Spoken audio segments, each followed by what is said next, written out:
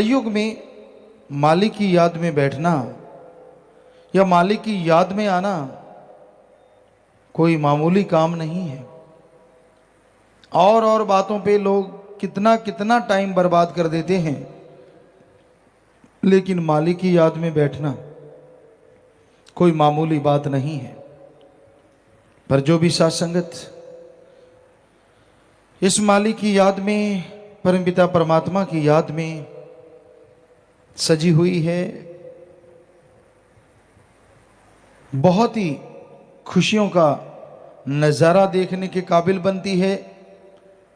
जो भी जीव आके राम नाम में बैठते हैं उन्हें एहसास होता है खुद की कमियों का, खुद के गुणों का, अवगुणों का, और फिर गुणों को ग्रहण करके अवगुणों को छोड़ता हुआ जो इंसान आगे बढ़ता है उसे मालिक के नूरी स्वरूप के नज़ारे मिलने शुरू हो जाते हैं। तो आप सबका सत्संग में पधारने का तहे दिल से बहुत बहुत स्वागत करते हैं। जी आयनो क्षामदीद कहते हैं, मोस्ट वेलकम। तो सत्संग में आना, सुनना, अमल करना, ये तीन बातें आदमी के भाग्य को बदल सकती हैं, यानी अभाग्यशाली को बेहद भाग्यशाली बना सकती हैं। ये तीन बातें, सत्संग में आना, सुनना और अमल करना। तो संत, पीर, फकीर इस संसार में, इस दुनिया में सबका भला करने के लिए आते हैं, सबका भला मांगते हैं और भलाई के लिए दुआ करते हैं। वो कभी किसी का बुरा चाहकर भी नहीं करते, यानी कोई कहे, कोई बोले, किसी के कहने से भी किसी के लिए बुरा या बद्दुआ संत, पीर, फकीर कभी कर ही नहीं सकते। उनके हाथ हमेशा सबके लिए दुआ के लिए फैलते हैं कि हे मालिक, हे राम, हे ईश्वर, हे वाहिगुरु, हे गॉड, खुदा रब, सब तेरी औलाद हैं, सबको सद्बुद्धि बख्श ताकि हर कोई तेरी भक्ति करे और आवागमन से आजाद हो सके। संसार भौतिकतावाद में पगलाया है। काम, वासना, क्रोध, लोभ, मोह, अहंकार, मनमाया, काल ने इन सातों द्वारा जाल बिछाया है और रूपी जीव इनके लालच में बुरी तरह से आया है। दिन रात इन्हीं का गुणगान करता है और इन्हीं में उलझता जा रहा है। और जब बुरी तरह से उलझ जाता है फिर बेहद बेहद परेशान होता है, क्योंकि जो गुनाह हुए, जो बुरे कर्म हुए, उनकी सजा भोगनी पड़ती है। और जब गुनाहों की सजा मिलती है, जब गुनाह भोगने पड़ते हैं, तब व्याकुल तड़फता इंसान सोचता है कि उसके साथ ऐसा क्यों हो रहा है। कोई न कोई पाप कर्म, कोई न कोई बुरा कर्म इंसान ने जो किया होता है, उसका फल जब चुकाना पड़ता है तो आत्मा व्याकुल हो जाती है, मन तिल मिला जाता है और बेहद बेहद दुखी होता है इंसान। तो इंसान को हमेशा मालिक से मालिक को मांगना चाहिए, तो अपने आप मालिक की दया में रहमत मिलती जाती है। संत, पीर, फकीर मालिक के नुमाइंदे होते हैं। हर जीव को मालिक से जोड़ना, हर जीव को काल के चक्रव्यूह से बाहर निकालना, ये संत, पीर, फकीरों का काम होता है। मन जब हावी होता है तो ये हकीकत है, बिगड़ा मन गुरु का न पीर का। जब मन हावी हो जाए, मन मनमते लोगों के टोले में फंस जाए, तो बड़े से बड़े भक्त भी गुमराह हो जाते हैं। इसलिए मन से लड़ना सीखो, भक्ति करो, गुरु पीर फकीर पे दृढ़ विश्वास रखो, दृढ़ यकीन रखो, क्योंकि संत गुरु कभी किसी का बुरा सोचते भी नहीं। उनका हर कर्म हर किसी के भले के लिए होता है। भला करना सिखाते हैं, भले के लिए प्रेरणा देते हैं और भला करते रहते हैं। जो जीव संत पीर फकीरों की बात सुन के अमल करता है, यकीनन बेइंतहा उसका भला होता है। आज संसार में हर इंसान सोचता है मैं सुखी हो जाऊं और ज़्यादा सुखी हो जाऊं। तरह तरह की योजनाएं बनती हैं, बिजनेस है, व्यापार है, काम धंधा करना चाहिए, किसी को भी कोई रोक टोक नहीं। हमारा कहने का मतलब इनसे आत्मिक शांति, आत्मिक आनंद या परमानंद पाया नहीं जा सकता। ठीक है, शरीर के लिए, परिवार के लिए आप कमाएंगे, वो भी मेहनत से, हक हलाल से, तो बेहद खुशियां रहेंगी। और कहीं आप बुरे कर्मों से, पाप गुनाहों से कमाते हैं, तो वो दौलत आपके लिए एक तरह का चक्रव्यूह बन जाएगी, जिसे आप छोड़ तो नहीं पाएंगे, पर दुखी दुखी दुखी होते रहेंगे।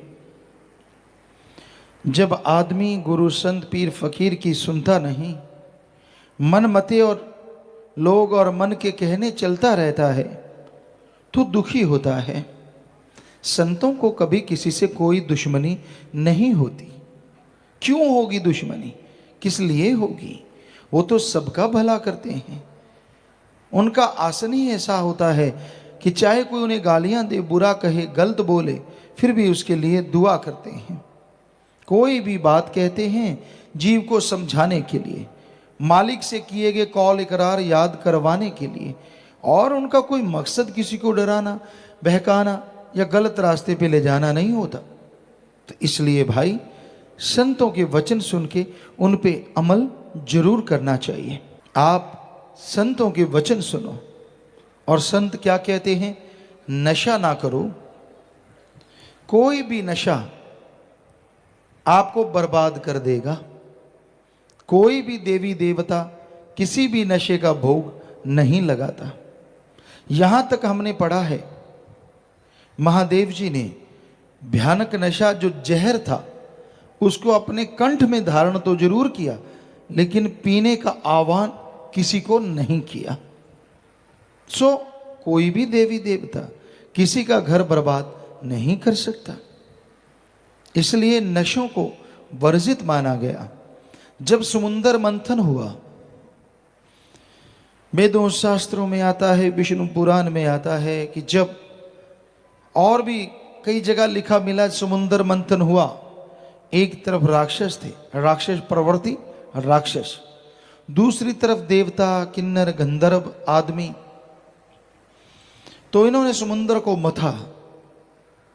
ये हकीकत भी हो सकती है, मालिक के खेल हैं, वो क्या बना दे, क्या करवा दे, कुछ कहा नहीं जा सकता। तो उसमें बहुत सारी वस्तुएं निकली, बहुत सारा सामान निकला, जो पूरी सृष्टि की बनावट के लिए का बाद में काम आया। तो उसमें जब नशा निकला होगा, तो वो भी किसी को दर्द है, दवा के रूप में कुछ अलग तरह की दवाई बनाई जा सके, शायद इसलिए पैदा हुआ।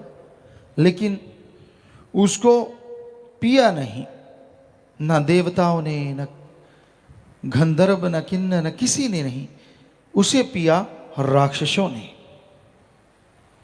तो इसलिए हिंदू धर्म में आया, नशे जितने भी हैं ये राक्षसी पीना है। इस्लाम धर्म में आता है नशे शैतान का घर है। सिख धर्म में आता है नशे गंदगी हैं, गंदगी। सुबह का शाम, शाम का सुबह उतर जाता है। पोस्त भंग अफीम मद नशा उतर जाए पर बात, नाम खुमारी नानका चढ़ी रहे दिन रात। कि जितने भी नशे हैं शाम के सुबह और सुबह के शाम उतर जाते हैं। नशा करना चाहते हो, ओम हरि अल्लाह वाहिगुरु राम के नाम का करो। एक बार चढ़ गया तो दोनों जहान में नहीं उतरेगा। फिर संतों ने कहा कि आप मांस अंडा ना खाएं, आप शाकाहारी हैं, शाकाहारी भोजन लें, क्योंकि शाकाहार इंसान की बनावट भी है। हमारे धर्म शास्त्रों में तो साफ लिखा है शाकाहारी भोजन ही इंसान के लिए अति उत्तम है। यहां तक विज्ञान की बात करें तो अपने बहुत सारी बातें शाकाहारी जीवों से मिलती हैं, मतलब ज्यादातर क्या, बहुत ज्यादा। हाथ के नाखून हैं, हाथ है, दांत हैं, जबड़ा है, क्योंकि मांसाहारियों के दोनों जबड़े लगभग हिलते हैं और शाकाहारी का एक जबड़ा हिलता है। तो दांत हैं, जबड़ा है, आंतड़ियां हैं। मांसाहारी की जो आंत होती है वो मालिक ने बनाई छोटी होती है। डाइजेस्ट सिस्टम इस तरह का होता है कि जल्दी हजम हो, जल्दी चला जाए, लेकिन आदमी की आंत तो बहुत लंबी है और इसमें भोजन अगर वैसे ही तड़के खाया जाए तो उसको पचने में ही 12 से 18 घंटे लगते हैं पूरी तरह से। और अगर मांस को तड़के और उस तरह से कोई खाता है, जो साइंटिस्ट कहते हैं कि टोटली डाइजेस्ट होने के लिए उसे 30 से 48 घंटे लग सकते हैं। तो हमारा शरीर, आंतड़ियां, पाचन क्रिया सब शाकाहारी जीवों जैसी, यानी पूरी शारीरिक बनावट। पहले आपने पढ़ा होगा, हमने भी पढ़ा कि आदि मानव, इंसान के जो पूर्वज थे वो मांसाहारी थे। हम कभी नहीं मानते थे इस बात को। बहुत बार बच्चों में बहस होती, क्योंकि सतगुरु ने, दाता ने 4-5 साल के थे हम तभी नवाज दिया था, अपने नाम से, अपने प्यार से, अपनी मोहब्बत से रंगा था। तो हम अड़ जाते कि ये संभव नहीं है। कई विज्ञान की किताबें लेके आते, कई लोग कहते नहीं देखो ये सही है, आदमी के जो पूर्वज थे वो मांसाहारी थे। हमने कहा नहीं, ये सही नहीं है, विज्ञान गलत। और यकीन मानिए सतगुरु इतना कॉन्फिडेंस देते कि वो ही होता, और वाकई वो ही हुआ।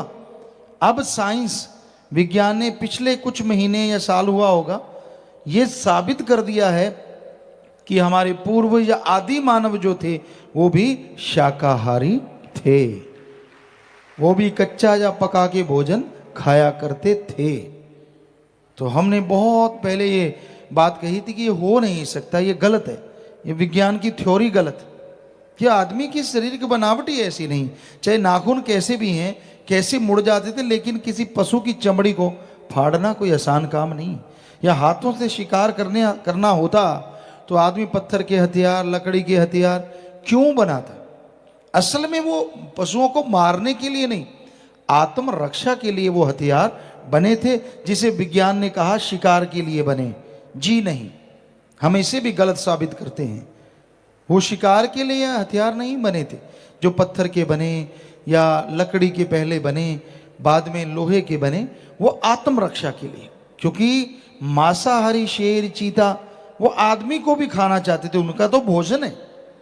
तो आदमी लड़े, कोशिश की अपने नाखूनों से, अपनी पावर से, तो उनको जीत नहीं पाए। फिर उन्होंने अपने दिमाग का इस्तेमाल किया और उस दिमाग से उन्होंने ऐसे ऐसे हथियार बनाए जो उन पशुओं को पछाड़ने लगे। और आदमी गुस्सा इतना आया कि वो पछाड़ता ही नहीं था, उनको खाने भी लगा। पर जैसे जैसे गुरु आते गए, गुरुओं के संपर्क में वो आते गए, क्योंकि मालिक के प्यारे तो आते ही रहे, तो उन्होंने उनको समझाया कि ये गलत है, ये तो पशुओं का खाना है, हम अलग हैं, पशु अलग है। तो कुछ लोग, क्योंकि शुरू में तो अन्न ही खाते थे, पका के खाते थे, कच्चा खाते थे, ज्यादातर कच्चा खाते थे। तो फिर जब उनको गुस्सा आता कि पशुओं ने हमारे ऐसे मार दिया, ऐसे, तो पशुओं को वो खाने लगे थे। और फिर गुरुओं ने, संतों ने आके समझाया, गुरु आते रहे, संत आते रहे, तो फिर लोगों ने धीरे धीरे चीज छोड़ दी। और आज तो करोड़ों में हैं जो शाकाहारी हैं, जो वाकई मालिक की उस कुदरत की बनावट को बिल्कुल सार्थक कर रहे हैं और मान रहे हैं। तो मांस अंडा नहीं खाना चाहिए। मांस में कोई ज़्यादा ताकत नहीं होती। अंडे में 13 से 15% प्रोटीन है और चिकन में हमारे ख्याल से 20 से 23.5% प्रोटीन होगा। जबकि दालें हैं, मूंगफली है, इनको अगर माने तो इनका 25 से 30% प्रोटीन इनमें पाई जाती है, जो शरीर को मसल बनाती है, पावरफुल बनाती है। तो शाकाहारी चीज़ों में ताकत ज़्यादा है। और सोयाबीन को तो कहना ही क्या है।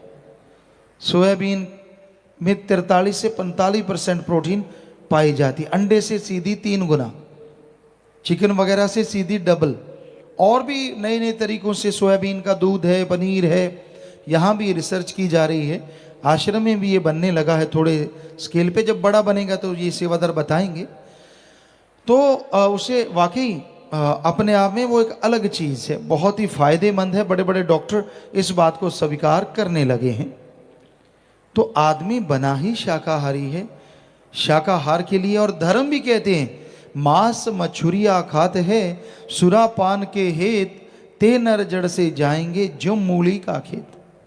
जमींदार भाई जानते हैं, गाजर मूली बो दो खेतों में, और जब उस फसल को लेते हैं तो खेत में बकाया क्या रहता है? कुछ बाकी चीज रह जाती है?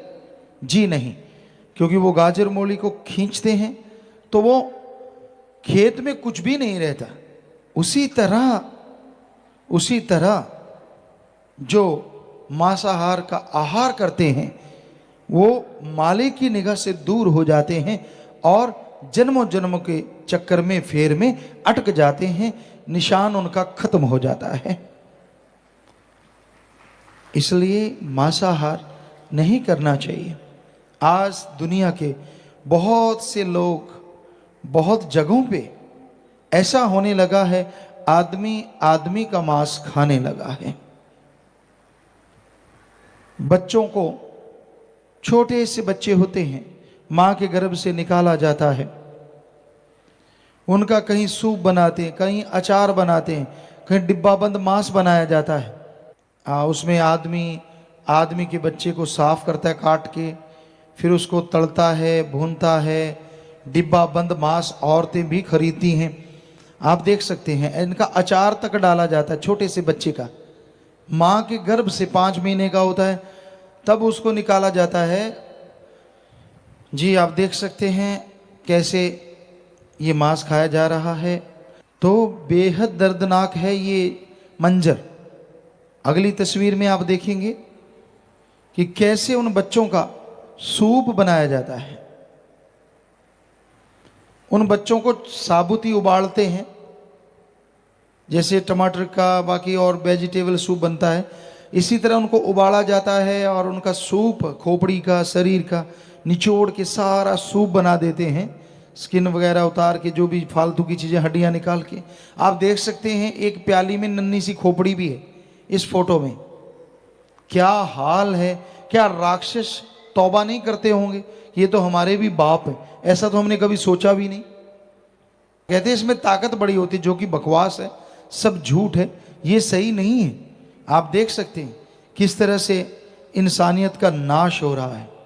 अपने देश में देखते हैं, जब 2 लड़कियां हैं या एक लड़की तीसरी आने वाली हो तो उसका अबॉर्शन, सफाई करवा देते हैं, और वो सफाई उस बच्ची को या तो गर्भ में ही इंजेक्शन लगाते हैं या फिर उसके टुकड़े टुकड़े कर दिए जाते हैं। यहाँ ऐसे सत्संगी बैठे हैं जिन्होंने अपनी बेटी को बेटे से बढ़ के प्यार दिया और बेइंतहा खुशियां वो ले रहे हैं। हमें बड़ा गर्व है ऐसे लोगों पे, ऐसे माँ बाप पे, कि जिन्होंने अपने सदगुरु की बात को निभाया। कोई और बच्चा नहीं लिया कि ठीक है बेटी हो गई, ठीक है, ये बेटी को ही सब कुछ माना। तो भाई आइंदा आप कोई भी ना तो भ्रूण हत्या करेंगे ना करने देंगे, ये आपसे प्रार्थना है। तो आप हाथ खड़ा करके कसम खाएं कि हम किसी भी किस्म की कोई भ्रूण हत्या नहीं करेंगे ना करने देंगे। तो मालिक आपको बेइंतहा खुशियां बख्शे, घर में खुशियां आए और मालिक से ओढ़ निभे। सबको बहुत बहुत आशीर्वाद। हाथ नीचे कर लीजिए। तो बेहद खुशी होती है जब आप वायदा करते हैं। आप नहीं करते कोई बात नहीं, करने भी ना दें। आजकल कानून बन गए हैं, बल्कि हम सारी साथ संगत से कहते हैं, कहीं भी कोई बेटी को मारने जा रहा है, आप उससे ले लीजिए और हमें दे दीजिए। आपको पता है यहाँ शाही बेटियां बसेरा है, उनका पालन पोषण करेंगे, एसी रूम से इनके बढ़िया गाड़ियों पे स्कूल जाते हैं। तो जहां हमारी करोड़ों बेटियां हैं, कुछ और बेटियां आ जाएंगी तो कुछ फर्क पड़ने वाला नहीं है। ये आपसे गुजारिश है। तो भाई, ये मांसाहार इंसान को शैतान बना रहा है। फिर तीसरा परहेज, पर नारी पैनीशुरी मत को इलायो अंग, रावण के 10 शीश गए पर नारी के संग। इस्लाम धर्म में पवित्र कुरान मजीद शरीफ में लिखा है, जायज रिश्ता अख्तियार करो, नाजायज रिश्ता दोजख की आग में जलाएगा। अगर ऐसी हराम खोरी करोगे तो दोनों जहां में दोजख की आग जलाती रहेगी। यानी कैरेक्टरफुल बनिए। आप पति पत्नी का रिश्ता जायज है, इसके अलावा कोई भी रिश्ता कहीं भी आप इस तरह का जोड़ते हैं तो वो नाजायज है। ऐसा ना करें, ये महापाप है।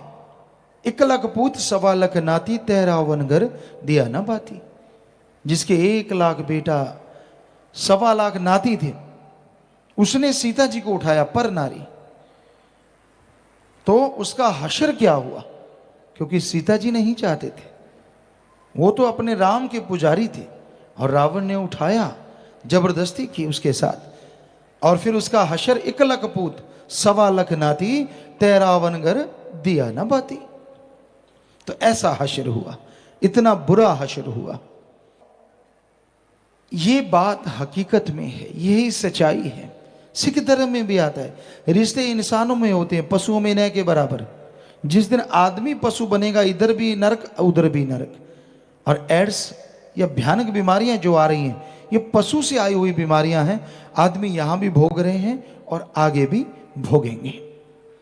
80-80, 100-100 किलो के नौजवान आते हैं, यहां कई बीमार आते हैं, 40 किलो वजन रह गया, नरकंकाल, मौत मांगते हैं, मौत नहीं मिलती, ऐसी भयानक बीमारियां।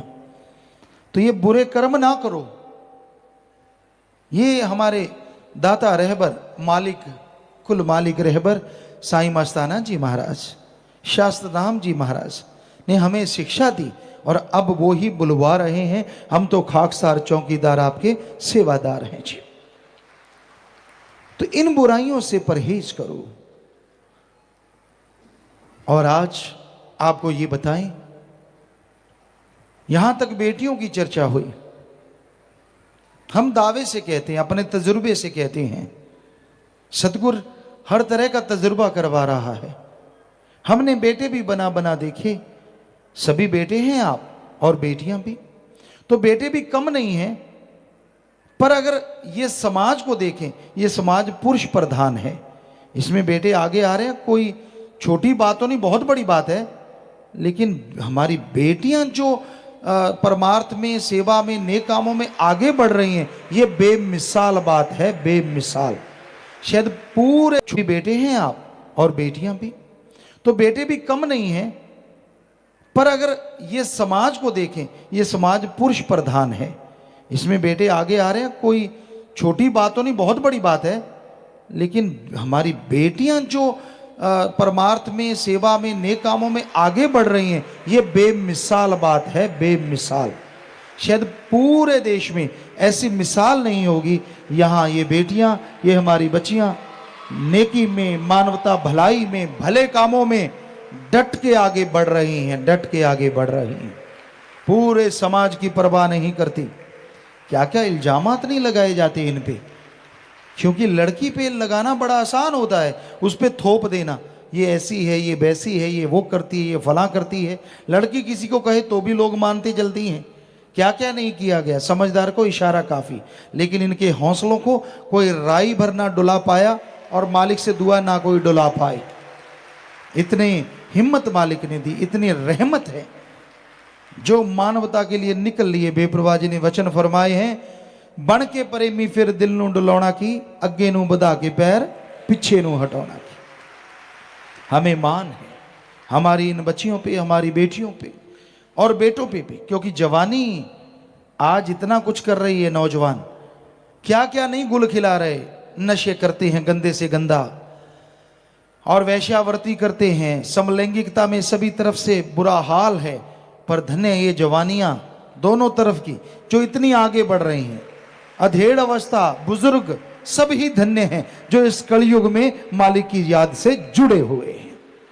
कोई छोटी बात नहीं है प्यारी साध संगत जी, बहुत बहुत बड़ी बात है कि हमारे बेटे, ये बेटियां, सब लोग इतना मालिक के नाम पे परमार्थ में तन मन धन से हर क्षेत्र में तरक्की कर रही हैं, और हर तरह का मुसीबत पहाड़ जैसी भी आती हैं उसको चकनाचूर करते हुए राम नाम के मार्ग पे बढ़ रही हैं और बढ़ती रहेंगी। दोनों तरफ से ये रूहें बढ़ रही हैं, दोनों तरफ से, आदमी है, औरत है। जिसको राम नाम की लौ लग जाए, अरे बुल्ले को कंजरी कहा गया। पता नहीं इतिहास में कितनी भक्त औरतें हुई जिनको वैश्या का नाम दिया गया, लेकिन वो मालिक के प्यार में ऐसी नाची कि मीरा बन के आज उनका नाम इतिहास में अमर हो गया और इनका अमर होता रहेगा। ये समाज बड़ा दोगला है। तो भाई इस समाज का कुछ भरोसा नहीं, अपना उल्लू सीधा करने के लिए ये क्या से क्या बना दे। लेकिन यकीन मानिए, राम नाम अल्लाह मालिक की भक्ति इबादत करने वालों का काल महाकाल ना बाल बांका कर सका और ना कर पाएगा। ये बेपरवाह जी के वचन हैं, शायद पुराने सत्संगियों ने सुने होंगे कि तीनों वचनों पे पक्का हो, सुमरन करता हो, सेवा करता हो। बेपरवाह जी ने एक सत्संग में, शायद पंजाब साइड में, कहीं ये वचन फरमाए कि उसका तो एटम भी कुछ नहीं बिगाड़ सकता। ये कोई मामूली बात नहीं, इतने बड़े वचन। साईं मस्ताना जी महाराज ने तो कितने वचन सच्चे सौदे के मुरीदों के लिए लाके दिए। ऐसी गिफ्ट, ऐसा तोहफा जो मुरीद कल्पना भी नहीं कर सकता, इतना कुछ बख्श के लाए कि जी गरीबी ना रहे, अमीर हो जाएं।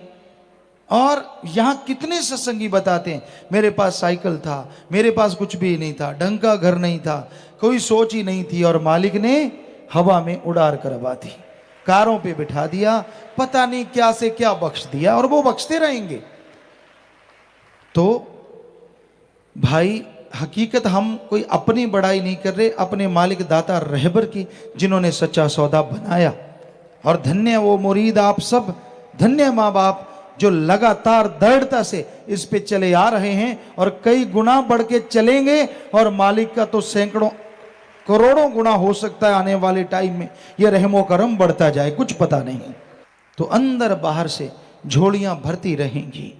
जो राम नाम के पुजारी हैं, बस वचनों पे रहिए। तो हमारा कहने का मतलब, क्या लड़के क्या लड़कियां, आप रोजाना देखते हैं, कुछ दिनों से तो खास करके तन मन धन से ये परमार्थ में एक दूसरे को पिछाड़ने में लगे हुए हैं। वो पल पल की भक्ति मालिक मंजूर कर लेता है। जब ये स्कीम लड़ाते हैं, कैसे करें, क्या करेंगे, क्या नहीं करेंगे, तो कबीर जी ने कहा था हर श्वास सुमरण ऐसे करवाता है मालिक, जब करवाने पे आ जाए। सारे सोचते थे, कई बच्चे ये हमसे पूछा करते थे, पिताजी ये कैसे संभव हो सकता है, पल पल का सुमरण तो हो ही नहीं सकता। तो ऐसे करवा लेता, वो करवाने वाला डाडा है। इनकी स्कीम चलती है, ये करेंगे आपा बैठ के, वो करेंगे, इस तरह से करेंगे, फिर उधर वाले ये ना कर जाएं, और इधर वाले सोचते हैं उधर वाले ना कर जाएं। सबका कुछ ना कुछ चोंच में चलता ही रहता है। और ये चले तो ये जगह, जो बेपरवाह ने बोला सचखंड का नमूना, वाकई आपको सचखंड के नज़ारे भी मिलने शुरू हो जाएं। तो ये आपकी भावना है। तो घोर कलयुग में आप जो परमार्थ में, नेकी में, भलाई में आगे बढ़ रहे हैं, ये बेमिसाल है। और हम सबके लिए मालिक से दुआ करते हैं, मालिक सबको सद्बुद्धि बख्शे, हर कोई नेकी भलाई में आगे बढ़े, कोई भी बुराई में ना फंसे, कोई बुरे और बुराई के जाल में ना उलझे। हर कोई मालिक का गुणगान गाए, चाहे कितना भी कोई दूर बैठा हो, मालिक वहां भी झोलियां माला माल कर देता है। और जो सत्संग में लगातार चल के आते हैं, रूहानी मजलिसों में आते रहते हैं, कहना ही क्या है, बस जब बैठो भावना शुद्ध रखो, मालिक से लिप जोड़ के रखो। यहाँ किसी भी तरह की अन्य अलग तरह की हरकत ना करो, ध्यान मालिक से जोड़ो, तो वो पता नहीं क्या कुछ आपका पल पल का मालिक मंजूर करेगा। ये मालिक कहने सुनने से परे रहमत कर रहा है।